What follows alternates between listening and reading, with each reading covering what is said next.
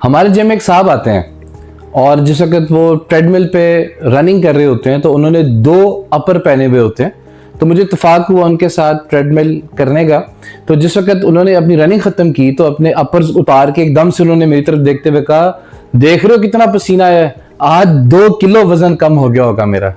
ये जो मिथ है कि जितना ज्यादा पसीना आएगा उतनी चर्बी पिघलेगी, इस मिथ को आज हम तोड़ेंगे। सो होता क्या है कि आपकी बॉडी अपने रोजमर्रा के टास्क परफॉर्म करने के लिए कैलोरीज के ऊपर डिपेंडेंट होती है। कैलोरी बेसिकली एनर्जी है। हम आने वाले किसी वीडियो में हम कैलोरी के ऊपर बड़ी तफसील से बात भी करेंगे। सो जिस वक्त आप अपनी बॉडी को कम कैलोरीज देते हैं, यानी कि जिसको हम कैलोरी डेफिशिएंट स्टेट बोलते हैं, और आप अपनी रोजमर्रा की एक्टिविटी को बढ़ाते हैं, तो बॉडी को जो रिक्वायर्ड कैलोरीज हैं टास्क परफॉर्म करने के लिए वो नहीं मिल रहे। सो वो क्या करती है कि वो जो आपकी बॉडी के अंदर स्टोर्ड फैट है, जिसको ट्राइग्लिसराइड बोलते हैं, वो इसको ब्रेक करना शुरू कर देती है, जिसको हम फैट बर्निंग प्रोसेस कहते हैं। जिससे ट्राइग्लिसराइड ब्रेक होता है, ये मजीद 2 मॉलिक्यूल में डिवाइड होता है।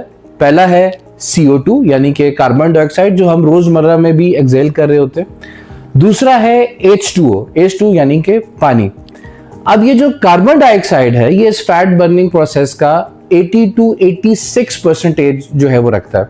यानी कि आप 80 to 86% जो बर्न फैट है वो अपने मुंह या नाक से एक्सहेल कर देते, और बाकी का जो 16 या 20% है जो पानी की सूरत में है, H2O की फॉर्म के अंदर है, वो 3 तरीकों से आपकी बॉडी से जो है वो बाहर निकल जाता है। नंबर 1 यूरिन, नंबर 2 आपका जो ब्रेथ का मॉइस्चर है उसके थ्रू, और नंबर 3 जो है वो है पसीना यानी कि स्वेट।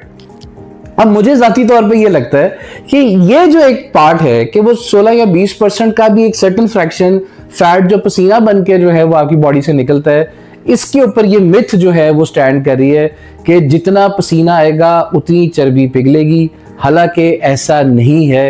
ये सिर्फ और सिर्फ उसी सूरत में होगा जब आप कैलोरी डेफिशिएंट में होंगे और आपकी एक्टिविटी जो है वो ज्यादा होगी। सो मिलते हैं अगली वीडियो में।